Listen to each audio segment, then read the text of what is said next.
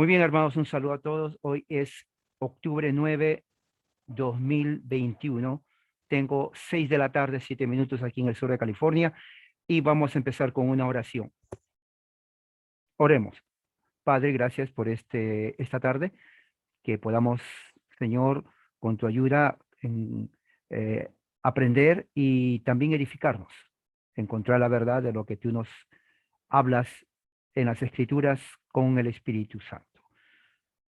También te pido, Señor, que estés con nosotros y que podamos ser edificados espiritualmente en el nombre de Cristo. Amén. Muy bien, hermanos, el tema de hoy, como les dije, es acerca de el rapto secreto. Es un tema amplio. Es un tema que tiene ya 200 años, no más de eso. 200 años que empezó y que es una historia grandísima. Yo tengo aquí un libro que habla sobre eso y tengo atrás otro libro. Tengo realmente como tres libros, este es uno de ellos. Tengo dos libros más uh, de bastante información histórica de cómo entra el origen del rapto secreto, de esa doctrina llamado dispensacionalismo. Para los que no saben, una cosa importante, el dispensacionalismo solamente es un tema que existe en la iglesia evangélica, nada más, y pentecostales. Eso no existe con católicos romanos, eso no existe con presbiterianos, luteranos, anglicanos, episcopales o reformados, nada. Solamente evangélicos pentecostales que vienen de los Estados Unidos de América. Si usted es evangélico, usted tiene que saber el origen de esta doctrina, de esta teoría. Si usted conoce a algún pentecostal evangélico, ellos no conocen su historia, pero usted va a conocer su historia. ¿Ok? Porque es necesario saber de dónde viene. Recuerde la pregunta mágica que siempre les digo. Pregúntense siempre, hermano. Y esto es en religión, esto es en política, esto es en medicina. ¿Por qué el origen de las cosas? No solamente acepten, oh, esto es así porque me dijo el doctor. No, dígale, doctor, una pregunta. ¿Por qué me da esta medicina? ¿No? En el hospital, cuando hablo con gente, le preguntan, ¿y por qué le dio el doctor esta medicina? No saben absolutamente por qué le dieron la medicina. Simplemente dicen, bueno, él me lo dio, él es doctor, él sabe. No, no. Siempre preguntar, ¿por qué me da esta medicina? En política lo mismo. ¿Por qué tengo que votar por tal fulano de tal? Y en religión aún más que política. ¿Por qué creo lo que creo? Curiosamente, en el año 2021, donde tenemos acceso a celulares, tenemos acceso a tablets, tenemos acceso a esto, computadora, la gente no investiga y acepta como si fuera mágico lo que le dicen. Bueno, una cosa muy importante es que eso sucede con el rapto secreto. Usted hable a cualquier evangélico común y corriente, ¿no? Común y corriente, y le pregunta, disculpe amigo, disculpe, pregúntele, ¿de dónde viene el dispensacionalismo? No, no, no vas a ver, no vas a ver. Nosotros vamos a saber de dónde viene el rapto secreto.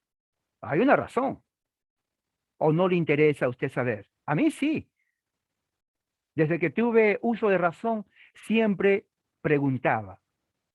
Hasta para comer, me acuerdo. Decía mi mamá, mamá, ¿y por qué tengo que comer eso? Claro, mi mamá se enojaba.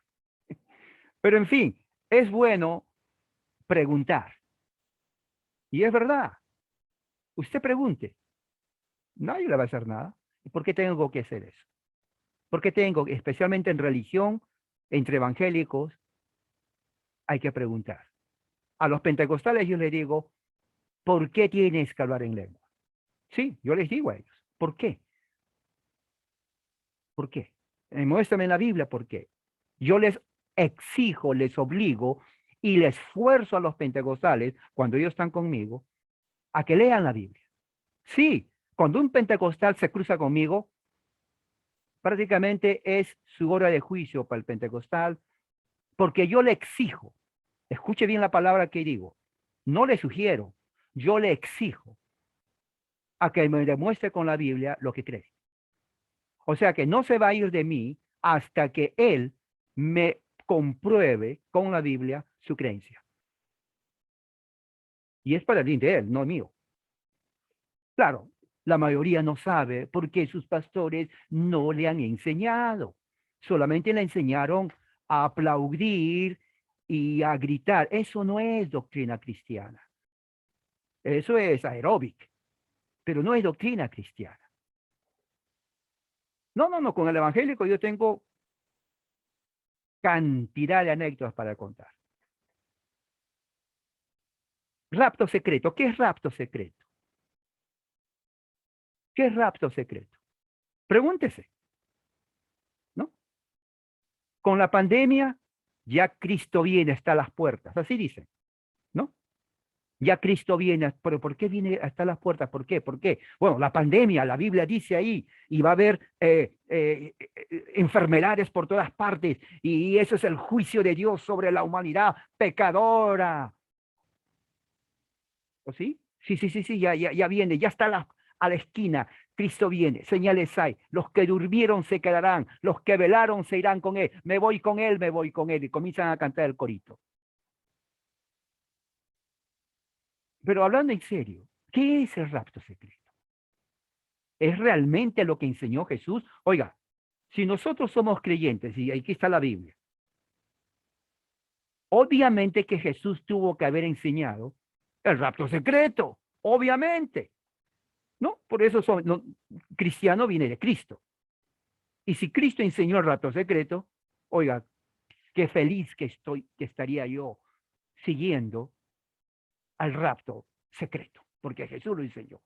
Pero si Jesús no lo enseñó, la pregunta es, ¿por qué creemos en esa teoría? Es más, si Jesús lo enseñó, Pedro lo tuvo que haber enseñado. Claro, porque fue el apóstol. Pablo lo tuvo que haber enseñado, porque él escribió 13 cartas.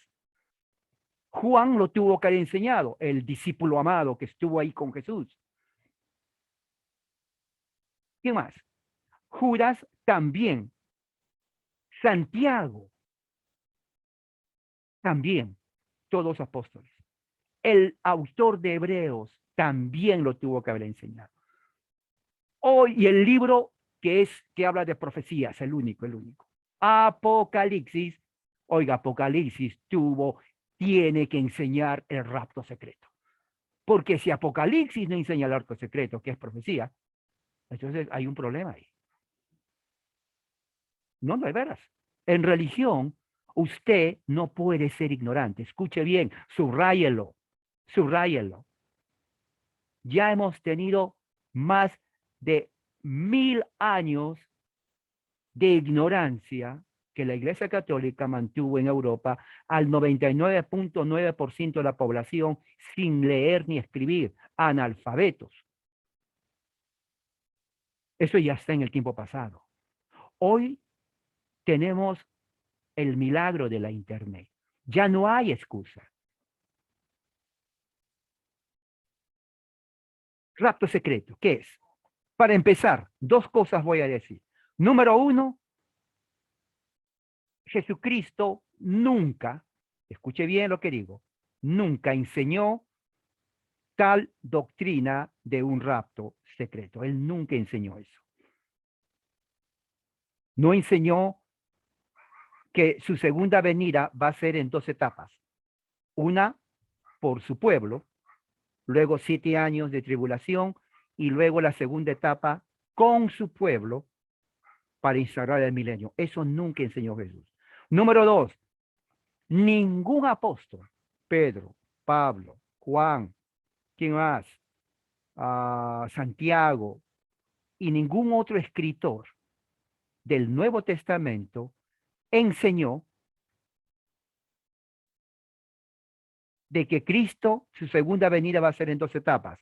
Primero por su pueblo, luego 7 años de tribulación y luego con su pueblo. Eso no enseñó.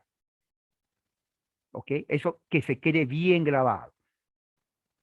En resumen, los evangélicos pentecostales y bautistas dispensacionales que creen Ellos creen una mitología, porque la Biblia no lo enseña. Yo conozco los textos, vamos a ir con los textos que ellos prueban. Pero al igual que aquel que le dice, ¿sabe qué? Este es un conejo. Y le dice usted, a ver, muéstrame el conejo. Pero sucede que el conejo que le van a dar dice, "Miau". Bueno, usted sabe que los conejos no dicen eso. No es conejo por más que le diga. No, no, no, sí es conejo. Es un gato. Bueno, por más que los dispensacionalistas digan, no, pero aquí dice la Biblia, mire, mire, mire. Aquí está. Y aquí también dice la Biblia, mire, mire, mire, mire.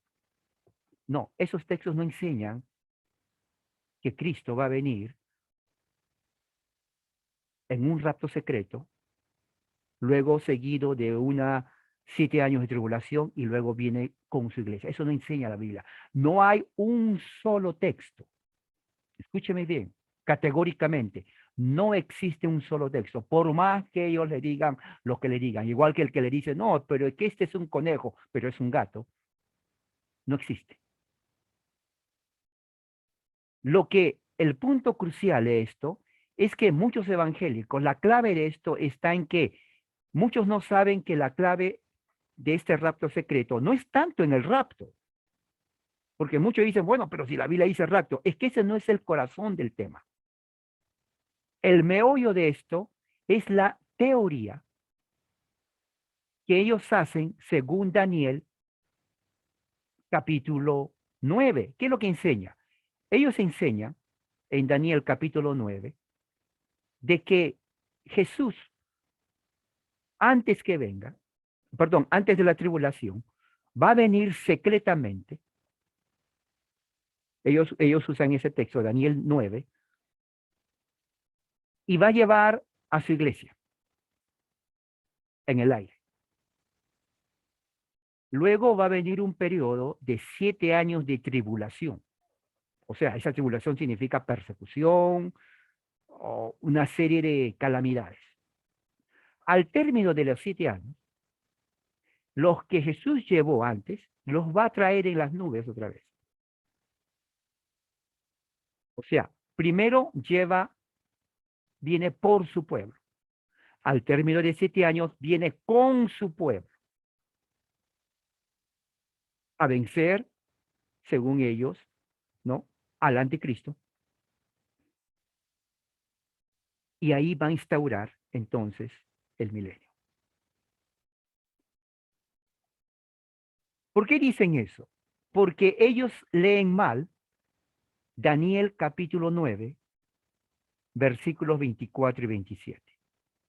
¿Qué dice Daniel capítulo 9, versículos 24 y 27? Aquí lo tengo justamente. Dice, 70 semanas han sido decretadas sobre tu pueblo y sobre tu santa ciudad. Eso ya lo hemos leído antes. Para poner fin a la transgresión, para terminar con el pecado, para expiar la iniquidad, para traer justicia eterna, para sellar la visión y la profecía y para ungir el lugar santísimo. Has de saber y entender que desde la salida de la orden para restaurar y construir a Jerusalén hasta el Mesías príncipe habrá 7 semanas y 62 semanas. ¿Ves? 7 semanas y 62 semanas. Claro. Y dice, volverá a ser edificada con plaza y foso, pero en tiempo de angustia. Después de las 62 semanas, el Mesías será muerto y no tendrá nada, y el pueblo del príncipe que ha de venir destruirá la ciudad. Y su fin vendrá como inundación, aún hasta el fin habrá guerra, desolaciones determinadas. Y él hará un pacto firme con muchos por una semana, pero a la mitad de la semana pondrá fin al sacrificio. Este es el texto que ellos usan para que de aquí ellos, de una forma mágica, digan, aquí está el rapto secreto. Ellos dicen que las 62 semanas cuando Jesús muere y la última semana de 7 años, que serían 70 años, se pospone hasta el tiempo del gran rapto secreto. O sea que ellos hacen diríamos, un espacio De aquí sacan ellos eso, para, según ellos, demostrar que existe el rapto secreto. Porque cuando empieza la última semana que habla aquí, que viene a ser la semana de tribulación, 7 años, Jesús lleva a su iglesia en secreto. Luego empieza la última semana que falta, que son 7 años, de tribulación. Al término de las 7 semanas, Jesús a los que llevó viene con él, con ellos, y termina. Pero yo les digo a ustedes, realmente ese texto dice aquí, ese texto no habla de eso. El texto de aquí no habla, por ejemplo, de que va a haber un periodo de 7 años. O sea, un periodo entre la semana 62, las 62 semanas y la última semana. No enseña eso. Daniel no está enseñando eso. No dice ahí. Podemos leerlo toda la noche hasta las 5 de la mañana y nunca vamos a ver eso. Eso no tiene nada que ver. La semana última es simplemente la continuación de la semana 62.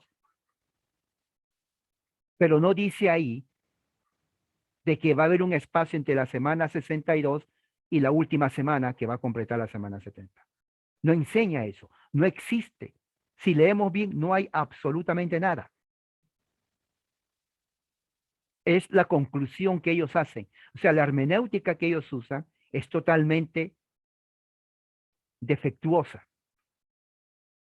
Es totalmente defectuosa. En realidad, lo que ellos están hablando es que hacen de la segunda venida de Cristo en 2 etapas. O sea, para ellos Jesús va a venir 3 veces. Uno, cuando vino a nacer. Dos, cuando dividen la segunda venida en 2 etapas por su pueblo y con su pueblo. O sea, se dan cuenta, la segunda venida lo separan en 2. O sea, en realidad viene a ser una, la primera semana cuando nace, la segunda venida cuando viene por su iglesia y la tercera venida con su iglesia. Eso es totalmente inaceptable. La Biblia no enseña eso. Ellos crean una tercera venida artificialmente de donde la Biblia no enseña. Hermano, pero ellos utilizan Primera de Tesalonicenses capítulo 4, versículo 13 al 18. Bueno, vamos a ver lo que dice ahí. Vamos a ver. Primera de Tesalonicenses capítulo 4, 13 al 18. Vamos a ver si de verdad eso ayuda, ¿no?, a respaldar la teoría del rapto secreto. Aquí lo tengo. Primera de Tesalonicenses 4, del 13 al 18. Vamos a leer aquí un momento. Vamos a ver aquí.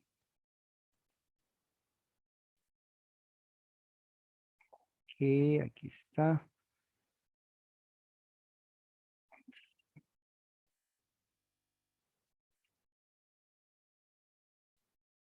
Ok. Ok, Primera de Tesalonicenses 4, 13 al 18. Dice así, sígame con su Biblia.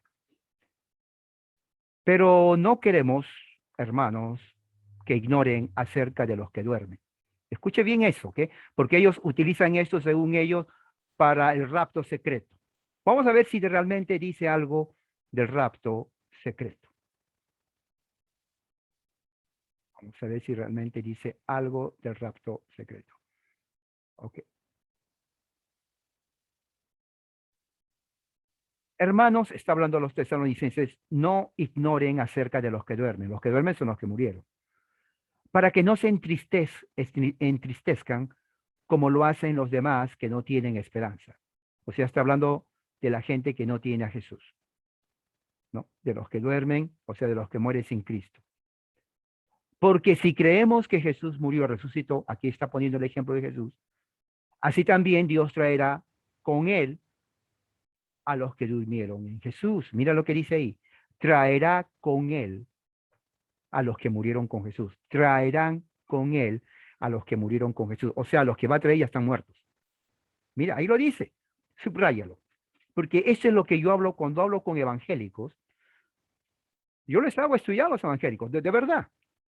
O sea, el evangélico se arrepiente de encontrarme, porque yo le hago estudiar lo que su pastor no le hace estudiar. Yo le digo, a ver, amigo evangélico, subraye donde dice, Dios traerá a los que durmieron. Él me dice, ¿pero por qué? Subráyelo, no me pregunte, yo lo voy a explicar. Entonces lo subraya. ¿Por qué? Porque según el rapto secreto, Jesús viene a llevar. Pero aquí Pablo no está diciendo eso. Aquí Pablo está diciendo que cuando Él viene, Él va a traer a los que murieron. ¿Se da cuenta? La primera contradicción. ¿A quién creo yo? A Pablo, no al dispensacionalista. ¿Qué más dice? Si creemos que Jesús murió, Él va a traer a los que durmieron. ¿Se dan cuenta? No dice que va a llevar primero, dice que va a traerlos. 15. Por lo cual les decimos esto por la palabra del Señor. Que nosotros los que estemos vivos, está hablando los vivos. Pablo está hablando los vivos. Y que permanezcamos hasta la venida del Señor. Ahora, esta palabra es clave. Dice, a los que permanezcamos hasta la venida del Señor. Ahora, obviamente, la venida del Señor está hablando de su segunda venida. Si se dan cuenta, está hablando de una venida, nada más. ¿Me entiende? Está hablando de una venida.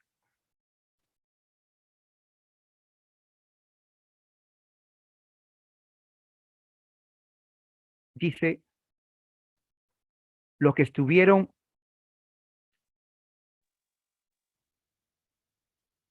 por lo cual decimos que por la palabra del Señor, que nosotros los que estemos vivos y permanezcamos hasta la venida del Señor, no precederemos a los que durmieron. O sea, sí vamos a ir con el Señor, pero no vamos a ir primero.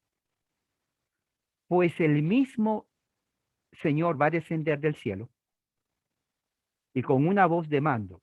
O sea, quiere decir que Él va a ordenar con voz de arcángel y con de trompeta de Dios. Quiere decir que no va a ser rapto secreto, porque cuando habla de trompeta, voz de arcángel y voz de mando, fíjese las tres características: voz de mando, voz de arcángel y voz de trompeta de Dios. Eso es lo que está diciendo la narrativa. Los muertos en Cristo se van a levantar primero. ¿De quiénes son los muertos en Cristo? Obviamente, como dice ahí, aquellos creyentes que murieron en Jesucristo, siendo creyentes con la fe en Él. Eso es lo que dice.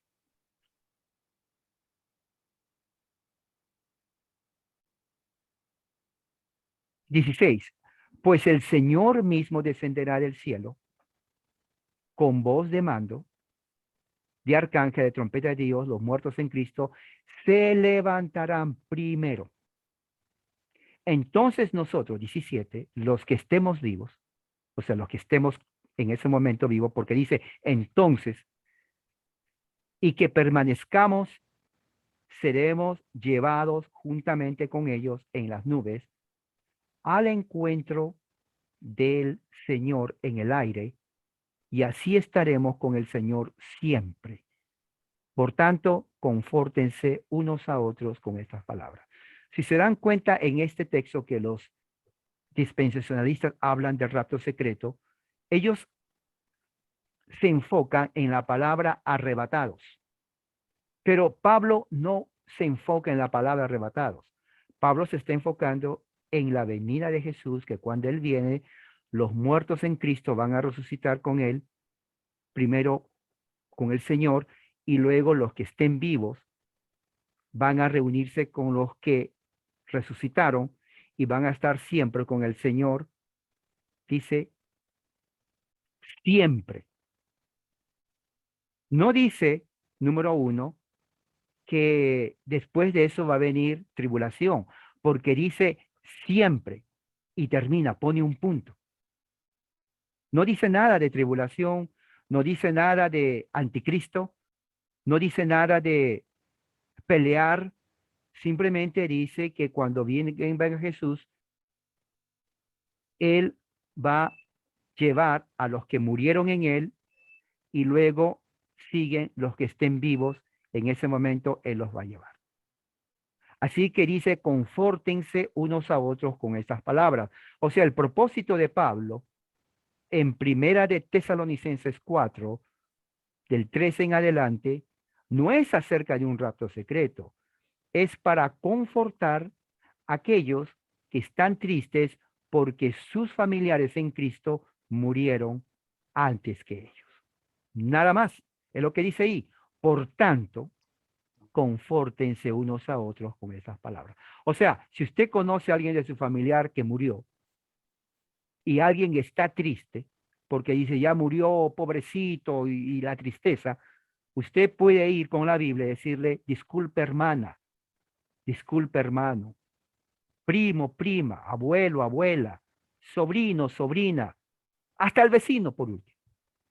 Déjeme leerle una palabra de alivio para su vida espiritual. A ver, dime por favor. Muy bien, aquí dice Pablo, confórtense unos a otros con esto. ¿Y cuál es eso, señor? Evangélico, protestante, presbiteriano, reformado, lo que sea. Bueno, que los que mueren en Cristo van a ir con el Señor cuando Él venga. Y van a estar con Él siempre, con una sonrisa. O sea que su tristeza, sí, ya murió el esposo y hay que llorarle, pero que no sea un lloro de que nunca más lo voy a ver. Al contrario, pensar de que hay gozo, que en Cristo lo vamos a ver a Él. O la esposa murió, o el hijo murió, o quien sea que haya muerto. Pablo dice, Wow. confórtense, confórtense con estas palabras. O sea, si se dan cuenta, el propósito no era de rapto secreto, era de confortar a aquel que decía, voy a mirarle a mi esposa que ya murió, voy a mirarle a mi esposo que ya murió, o a mi hijo, a mi papá, a mi mamá. Pablo dice, ¿se murieron en Cristo? Sí, nada más. O sea, el propósito de esta carta no es que va a haber un rapto secreto, como lo hacen ahora. El propósito simplemente es confortar.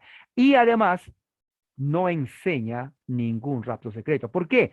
Porque cuando venga, va a haber, dice, trompeta del cielo, voz de arcángel. Oiga, ¿qué venida va a ser secreta cuando usted está anunciando con trompeta? Ya vengo. Eso no es ninguna venida secreta. Ahí no hay nada de secreto. Una trompeta todo el mundo va a escuchar. Voz de arcángel significa que está anunciando la venida del Señor. Entonces, no existe nada de secreto. O dígame usted, si alguien va a venir en secreto, ¿usted cree que le va a decir, ya estoy viniendo? Eso no es secreto. Eso no es secreto. Entonces, Pablo no enseña eso. Ahora, hay otro pasaje también que generalmente ellos utilizan para, eh, para la segunda venida. Y es en Juan 14:3, el Evangelio de Juan 14:3. ¿Qué dice Juan 14:3? Juan 14:3 dice, empecemos del 1. No se turbe vuestro corazón, dice, ni tenga miedo. Crean en Dios, crean también en mí. En la casa de mi padre hay muchas moradas. Si no fuera así, se lo hubiera dicho, porque voy a preparar un lugar para ustedes. Y si me voy y les prepare, vendré otra vez y los tomaré donde yo voy, para que donde yo esté, allí están, allí estén ustedes también. Entonces ellos dicen, bueno, aquí está hablando de un rapto secreto. Dígame usted la verdad. ¿Dice ahí rapto secreto? No. ¿Dice ahí que después que viene va a venir un tiempo de 7 años de tribulación? Tampoco. ¿Dice ahí que una vez que venga y se los lleve, va a regresar por otra vez? Tampoco. No hay secreto ahí. Ahora, algo muy importante que se tiene que entender, aquí lo que Jesús está hablando es a sus discípulos. Y lo que Jesús está diciendo es lo que siempre se ha dicho en toda la profecía hebrea, que Él va a preparar un lugar en el reino de Dios, en donde a sus discípulos, ¿se acuerda que Jesús en el capítulo 17, Juan le dice, Señor, a lo que tú me diste, yo los he guardado? Bueno, a ellos mismos, Jesús los va a llevar para que estén con él y con su Padre. Nada más. No habla de que va a regresar por tercera vez. Es una sola vez. No menciona 7 años de tribulación. No menciona absolutamente nada. Ahora, hay otro texto, está en segunda de Tesalonicenses, capítulo 2, versículo 8. Eso también lo usa. Vamos a segunda de Tesalonicenses, capítulo 2, versículo 8. Versículo 6 empezamos. Ustedes saben, ok, vamos a empezar con versículo 1, porque habla de la venida del Señor. Segunda de Tesalonicenses 2, versículo 1. Pero con respecto a la venida de nuestro Señor Jesucristo, eso está bueno. Y a nuestra reunión con Él. Fíjese que está hablando el mismo lenguaje que está hablando en primera de Tesalonicenses capítulo 4, nuestra reunión con Él. ¿Se acuerda que en capítulo 4, primera de Tesalonicenses, habla que Él va primero los muertos en Cristo y luego los que estén vivos van a estar siempre con el Señor? Bueno, ahora Pablo está hablando de lo mismo en su segunda carta, dice, referente a nuestra reunión con Jesucristo, les rogamos, hermanos, que no sean sacudidos fácilmente en su forma de pensar, ni se alarmen, ni por un espíritu, ni por palabra, ni por carta, como si fuera de nosotros. Ahora, ¿qué es lo que está pasando? Este es el problema. En el tiempo de Pablo, del primer siglo, lo que pasaba era esto. Había muchas personas que escribían cartas falsas en nombre de los apóstoles. Por ejemplo, Pablo escribió unas 13 cartas, se dice que escribió más de eso. Entonces había gente en el antiguo mundo en donde ellos se hacían pasar por los autores y escribían cartas en nombre de ellos cuando en realidad no eran ellos. Es como que alguien escriba una carta a mi nombre, yo no sé la carta, pero diga, bueno, escriba cosas y pone abajo firma en mi nombre. Después de alguien, ustedes dicen, hermano, pero ¿por qué no se escribe esto? Y yo le digo, ¿cuál? ¿De qué está hablando? De esta carta. Y yo le digo, oh, yo no escribí esa carta. Bueno, pero ahí está su nombre. Sí, pero yo no lo escribí. Primeramente no firmé. Es mi nombre, pero yo no firmé mi nombre y yo no escribí esa carta. Bueno, en el primer siglo era común eso. En el caso de Pablo, que ya era conocido, figura pública, habían aquellos que odiaban a Pablo y escribían cartas a nombre de Pablo cuando él nunca escribió. Por eso, mire, lea bien lo que dice. Para que no sean sacudidos fácilmente en su modo de pensar, ni se alarmen ni por espíritu, ni por palabra, ni por carta, como si fuera de nosotros. O sea que los enemigos de Pablo y los apóstoles escribían cartas a nombre de ellos. Y la gente, claro, como no había forma de verificar, la gente recibía los pergaminos y decían, mira, el apóstol Pablo nos escribió esto. Qué raro. ¿Y por qué nos escribe esto? Entonces, le hacían saber a Pablo.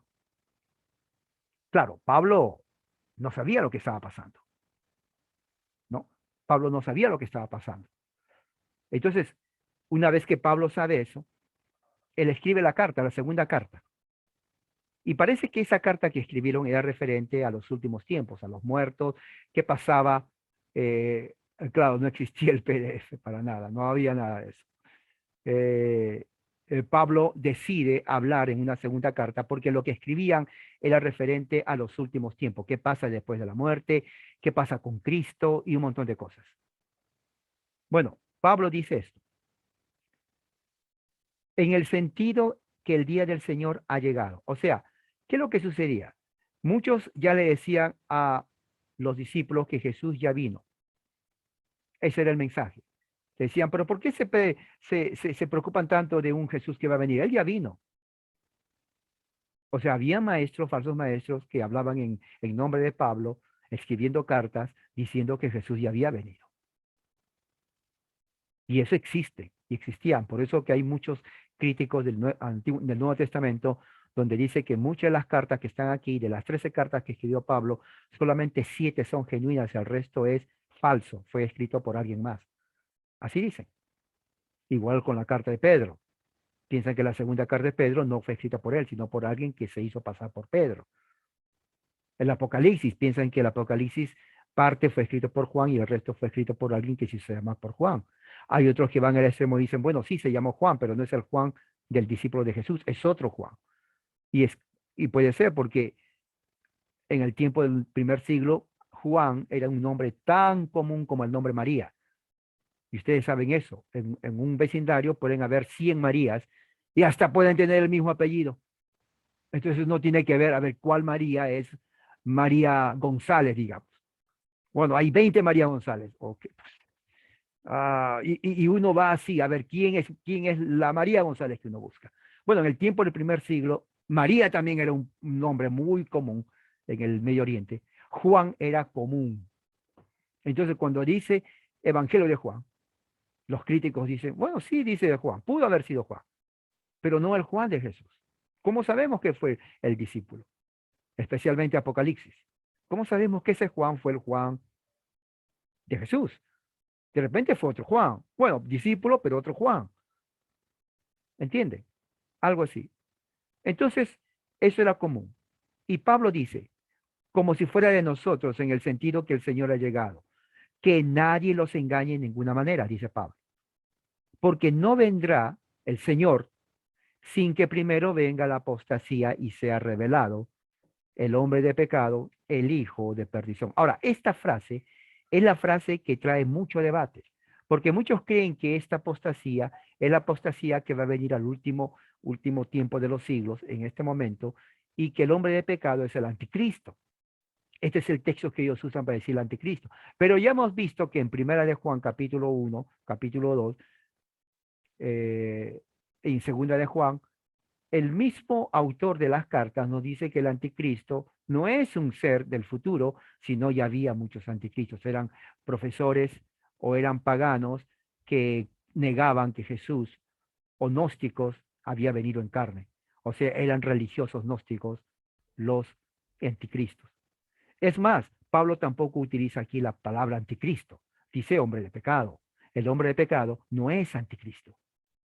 Para nada. Si fuera anticristo, Pablo hubiera usado ese término. Así que el hombre de pecado no es el anticristo. Segundo, ¿quién es el hombre de pecado? ¿Es alguien que va a aparecer en ese tiempo o es alguien que ya apareció y está hablando en ese tiempo que vivía? Bueno, recordemos que Juan mismo habla de uno que se llama la bestia. Y la bestia es uno de los reyes. Y que de los 7, uno ya está ahí. Y ese que estaba ahí era ya Nerón. Cuando Pablo escribe esta carta de Tesalonicenses en el año 50, entre ya posiblemente en el tiempo de Claudio, el emperador Claudio, porque después de Claudio viene Nerón. Entonces es muy posible que Nerón ya había entrado muy joven a ser emperador de Roma.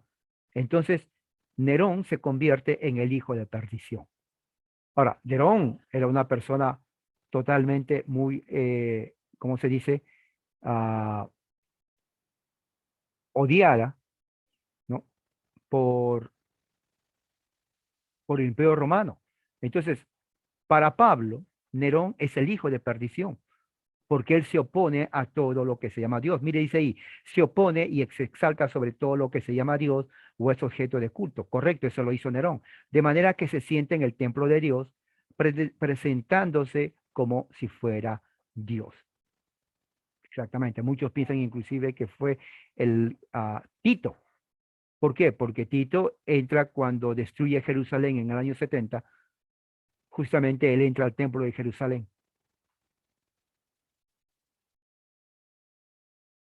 Y se opone a todo lo que se llama realmente Dios o es objeto de culto. Recordemos que Nerón tenía también su estatua grandísima de más de 50 pies, ahí en la parte del foro, allí en Roma, en su palacio, y que todos tenían que rendirle culto a la estatua de Nerón. O sea, él entró a la divinidad, al panteón de divinos del Imperio Romano. O sea, Nerón se convirtió en Dios. Nerón se convirtió en una deidad. Y dice presentándose como si fuera Dios. ¿No se acuerdan de que cuando yo estaba todavía con ustedes les decía esto? O sea que Pablo ya había estado con los tesalonicenses y les dijo lo que iba a pasar. Ustedes saben que lo detiene por ahora para ser revelado a su debido tiempo. Claro, aquí también ellos dicen que se está deteniendo, que todavía no sale, pero sí ya se reveló. Y se revela cuando destruyen Jerusalén en el año 70. El que lo detiene prácticamente es Dios con su espíritu, porque él tiene que revelarse justamente en el tiempo apropiado. Porque el misterio de la iniquidad, o sea, del pecado, ya está en acción. Roma.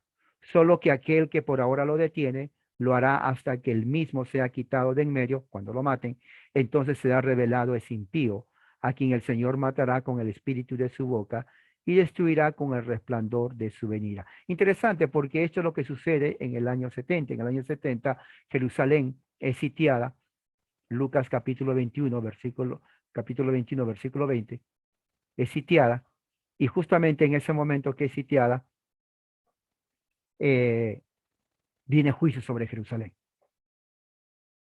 Viene juicio sobre Jerusalén y se destruye totalmente el templo, no queda piedra sobre piedra. Entonces, prácticamente en ese aspecto, la venida del Señor aquí se traduce en el juicio sobre Jerusalén, que es lo que estaba hablando Pablo a los tesalonicenses. Pero al mismo tiempo está apuntando a la venida del Señor para salvación de su pueblo, que es lo que dice en Primera de Tesalonicenses capítulo 4. Porque aquí dice en el versículo 1, con respecto a la venida del Señor y a nuestra reunión con Él. Les rogamos, hermano. Ahora, bien interesante porque, ¿cómo se entiende eso entonces cuando dice, entonces, ¿cuándo va a venir? Bueno, Primera de Corintios capítulo 15 nos dice exactamente el tiempo, ¿no?, de cómo esto va a suceder. 1 Corintios 15, que está aquí.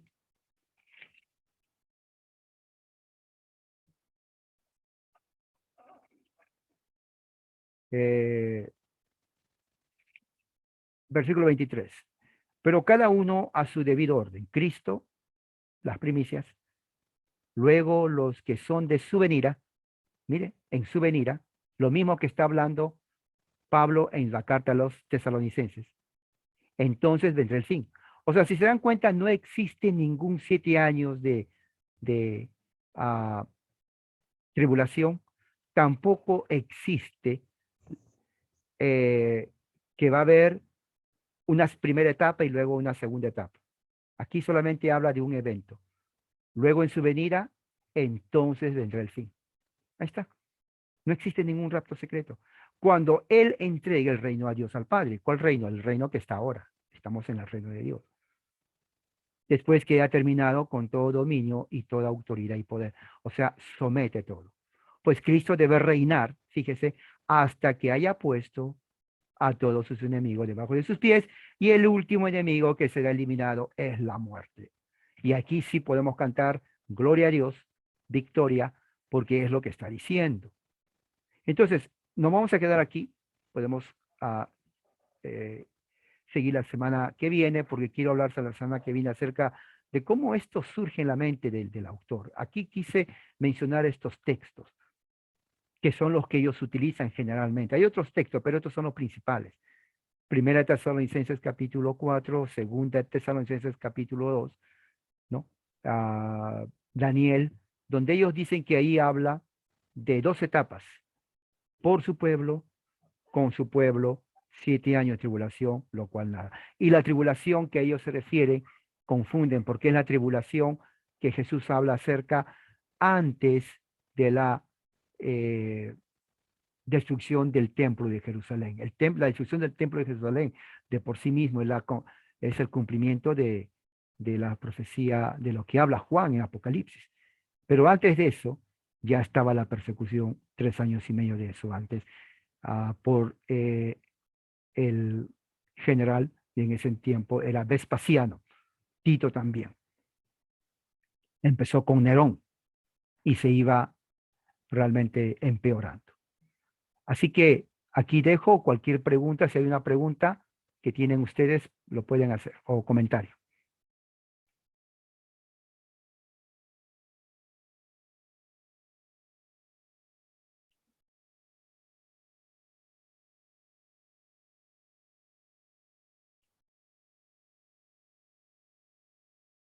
Bueno, pastor, ¿no? Definitivamente, como dice ese dicho, ¿no? Un texto fuera de su contexto solo sirve para crear un pretexto, ¿no?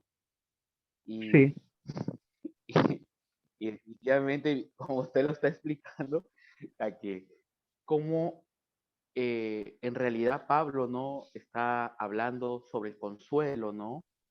Y Pablo profundiza en eso, ¿no? Y básicamente él está también diciendo, bueno, que guarden la esperanza, que esas personas que murieron van a resucitar primero y nosotros juntamente nos reuniremos con él, ¿no? sí. ¿No? Y bueno, pues acá son unos loquillos los que creen en esto del rapto secreto, ¿no? Yo lo he creído muchas veces, pero viendo la Biblia en contexto y de manera histórica, definitivamente, Pastor, nos hace ver que hemos sido bien tontos para creer estas cosas, ¿no? La pregunta que yo le hago a los evangélicos, cuando ellos me vienen con esto, yo les hago estudiar la Biblia, de veras. Ellos dicen, hermano, es que yo tengo 25 años de ser evangélico, nunca me enseñó la Biblia como usted lo hace. Bueno, ahora por primera vez en su vida son iluminados por mí y gratis les doy estudio bíblico. Y la primera pregunta que le hago a ellos que hablan la Biblia es que me digan cómo ellos dicen que es secreto cuando la venida de Jesús, número uno, va a ser con trompeta. Oiga, que yo sepa, no hay necesidad de ser músico para saber que cuando uno toca la trompeta hace ruido, ¿o no? Entonces, si hace ruido, ya no es secreto. Número dos, con voz de arcángel. Voz de arcángel es poderoso. O sea, sería tonto que diga, bueno, va a ser tan secreto que nadie sabe, solamente voy a tocar una trompeta. Oiga, eso no es secreto. Todo el mundo va a saber. Entonces ellos dicen, sí, es verdad, no hay secreto. Entonces, el secreto era que no te querían enseñar lo que dice la Biblia, pero ahora ya sabes, ahora ya no es secreto. Entonces tengo que decirles a ellos, ahora vete tú y enseña a los de tu casa. Suena un poco apostólico, pero es la verdad. Es que no conocen, no estudian la Biblia. Yo les digo a los evangélicos pentecostales, amigo, de corazón te lo digo a ti. No me burlo de ti. Dime, ¿por qué llevas la Biblia si no la estudias? Dime la verdad, entre hombre a hombre, nadie va a saber. Pero dime la verdad, ¿por qué lo llevas, por favor, si no lo vas a estudiar? ¿Por qué? Y se me queda mirando y me dice, no sé. Bueno, ya no quiero profundizar más en eso, porque al decirme no sé, ya me dijo toda la respuesta. En fin, bueno, si no hay otra pregunta, entonces vamos a terminar con una No, oración. no, es una pregunta. Oh, También sí. toman un texto, pastor, cuando dice que el día del Señor vendrá como ladrón en la noche, ¿no? Oh, sí, sí, sí. Vamos a hablar de eso También, ahorita. ¿no? Justamente Sí, estaba recordando sí. Cuando Jesús sí, por dice, favor, gracias. claro, no, eso me lo sacan rapidito, como si tuvieran una pistola, me dice, pero ahí dice como ladrón en la noche. Entonces, ¿qué es lo que yo hago? Tengo que hacerles estudiar la Biblia, porque ellos son como los que pasan, no sé si sucede, pero como los que pasan vendiendo naranja en las calles. Naranja, manzana, naranja, y a veces dicen y no tienen. Ok, ellos son iguales. Entonces yo les digo, ¿qué es ladrón en la noche? ¿Ladrón en la noche? Sí, sí, ¿qué es ladrón en la noche? Bueno, significa que el ladrón roba en la noche. O sea, tú sabes a qué hora va a robar. Mira lo que dice la frase, ladrón en la noche. Ahí Jesús te dice, ¿dónde va a robar? ¿Cuándo va a robar? ¿Cuándo va a robar? No, en la noche. Entonces, ya Jesús nos está diciendo que el ladrón roba en la noche. Yo te pregunto, si Jesús nos dice que el ladrón roba en la noche, ¿es secreto? No, no es secreto. Porque la frase misma dice que roba en la noche. Así que eso, ladrón en la noche, no significa secreto. Si Jesús hubiera dicho, va a venir el ladrón en cualquier hora, bueno, sí, no se sabe. Pero ahí nos dice Jesús como ladrón en la noche. O sea, ya nos está diciendo, alístense porque solamente va a robar en la noche. Así que no es absolutamente nada. ¿Por qué lo dice entonces Jesús? Para siempre, como dice Pablo, perseverar en la palabra. Nada más. Es como dice el dicho popular, guerra avisada no mata gente. ¿Qué quiere decir eso? Que si sabes que va a haber guerra, bueno, prepárate para que cuando haya guerra, bueno, estés preparado. Nada más. O sea, ladrón es en la noche. O sea, ya sé que viene la noche. Jesús no me está diciendo, oh, a ver, piensa qué hora va a venir. No, ya sé. Claro, no sé qué noche, pero viene en la noche.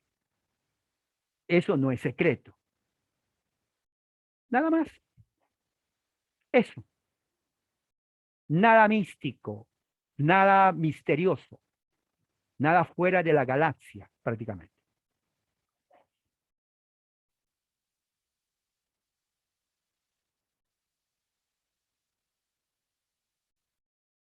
¿Ok? Muy bien.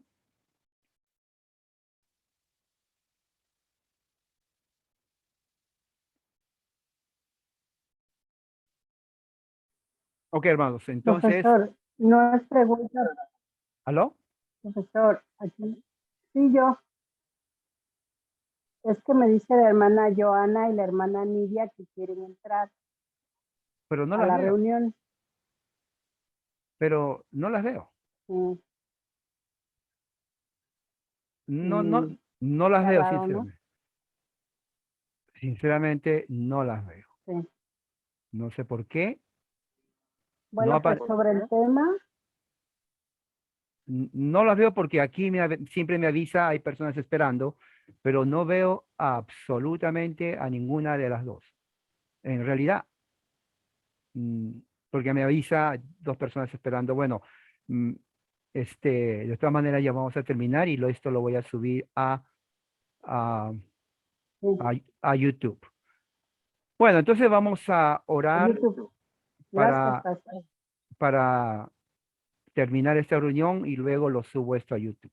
Oremos pues.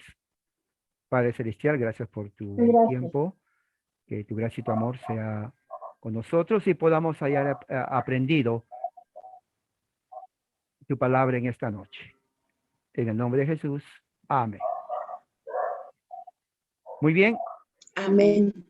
Ok, hermanos, que la gracia de Dios sea con todos Gracias, ustedes. pastor, por la... Amén. Amén.